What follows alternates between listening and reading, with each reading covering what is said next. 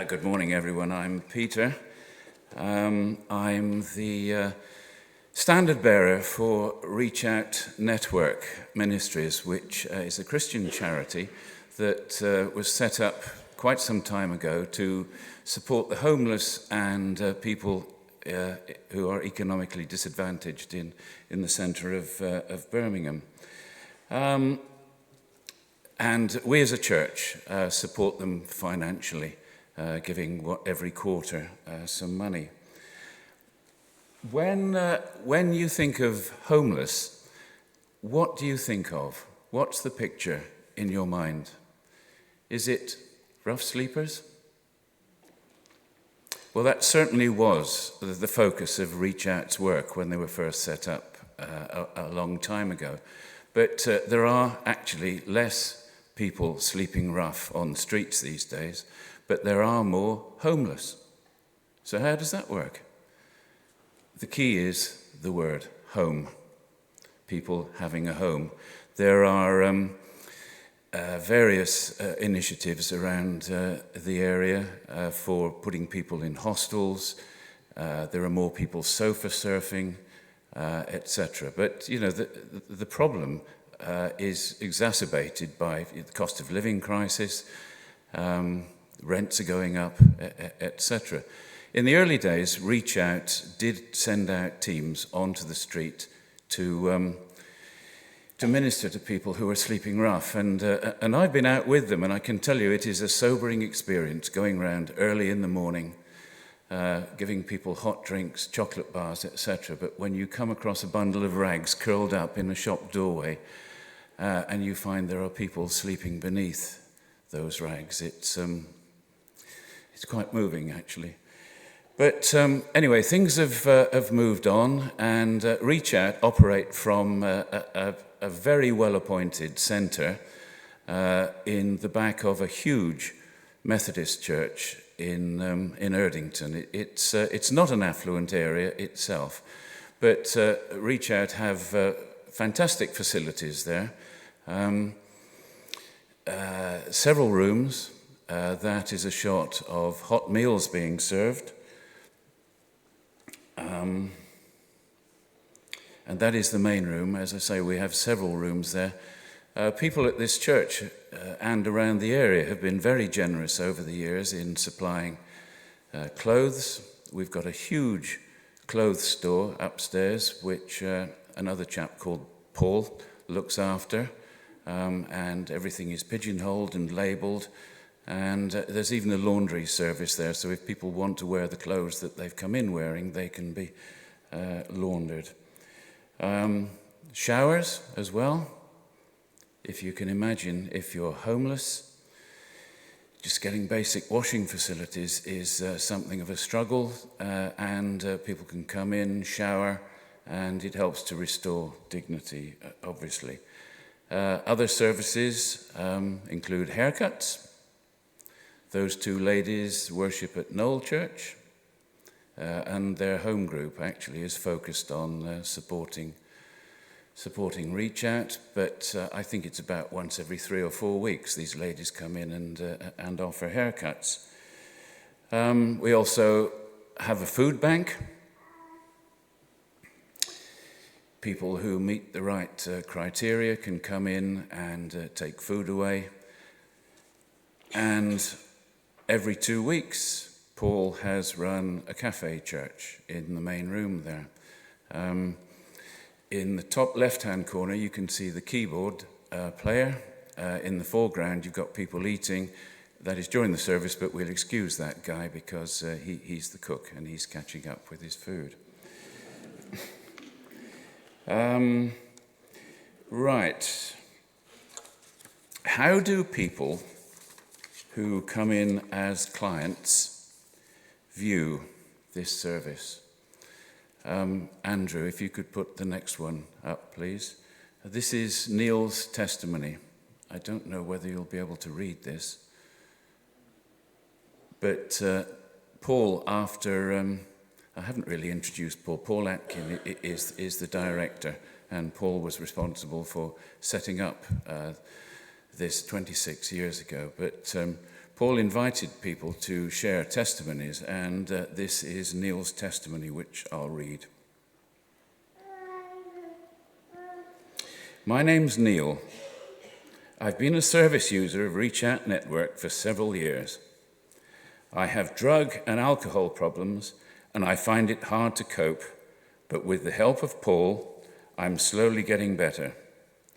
The centre is very helpful to me. I don't get on socially with many people, but I see other people there, and everyone is like family to me. I'll read that again.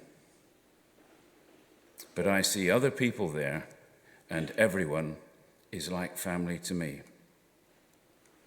Home is where your family are. Especially as I don't see my children, and my parents have sadly passed on. So all I have is Pastor Paul and the centre users. Paul has been a godsend to me.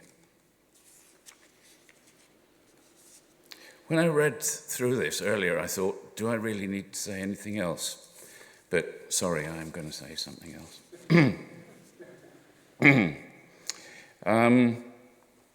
The people who come into the centre are at a low ebb. As Neil has said, many of them have drug and alcohol problems. They're not behaving rationally or reasonably.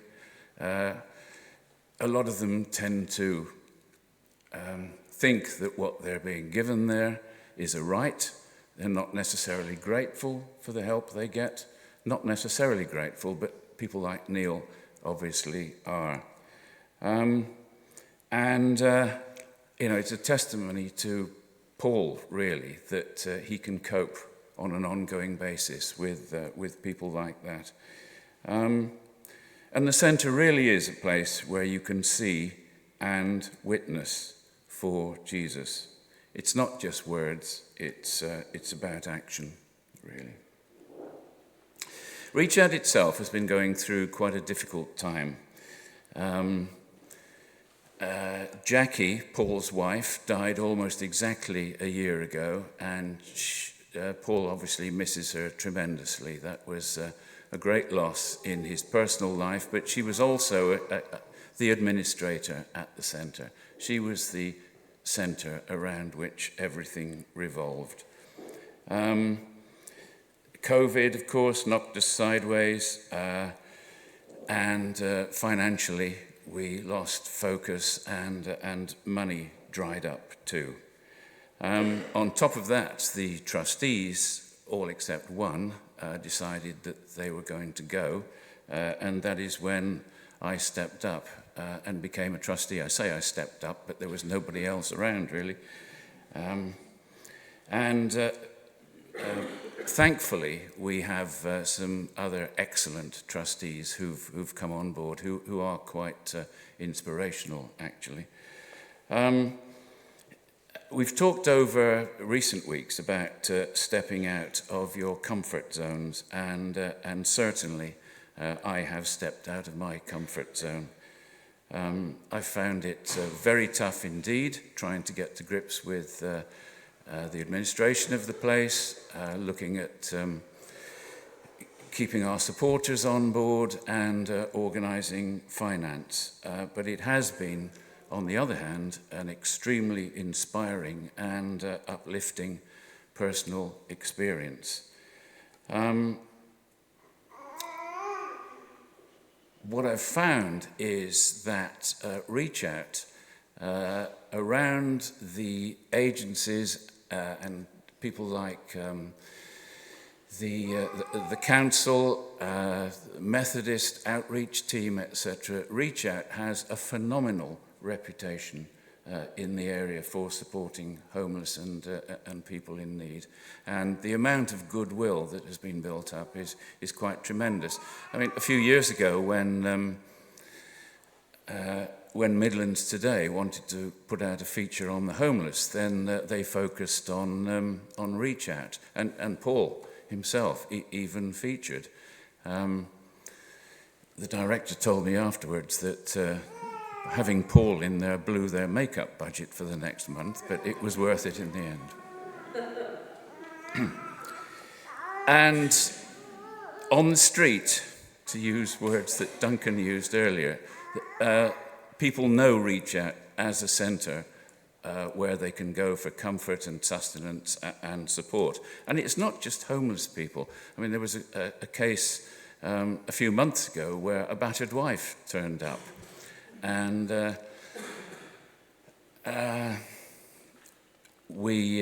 Paul took her on board, and Mark Needham and myself, Mark is here somewhere today, helped decorate her flat and helped to get her back on her feet. And when Duncan spoke this morning about, she was a battered wife and she had a small child, and when Duncan talked about this small child sitting in a dark corner waiting for the light of Jesus, I thought that summarises something actually. When Paul walked in this morning, he said, I talked about people not being grateful. Olga disappeared off the scene and wouldn't respond to any calls. When Paul walked in this morning, he said, Olga has contacted me and she's going to church again, and praise God. But the work that Paul does there is to represent Jesus, and we've talked about family, and it's important that people at a low ebb in their lives feel that they have a dad, and God is that dad. And Paul has to work there to represent that love. At the moment, we've temporarily closed the centre for financial reasons and because Paul needed a break. We've given Paul a sabbatical, and we're looking to relaunch in November. Final slide, please, Andrew.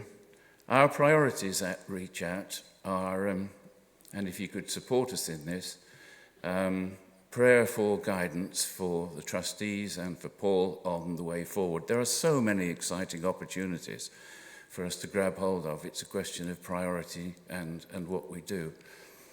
Prayer and support for Paul personally. I've talked about Paul's sad loss of his wife, but also for the way forward for Paul and how he fits in to the centre and helps to manage that going forward. We need a new treasurer. We haven't got a treasurer at the moment, and we also need admin support. So if you could bear that in mind, please. At the end of the service, Paul and myself will be at the back. There are some leaflets that you can take away, and we'd be happy to answer any questions. But thank you for listening.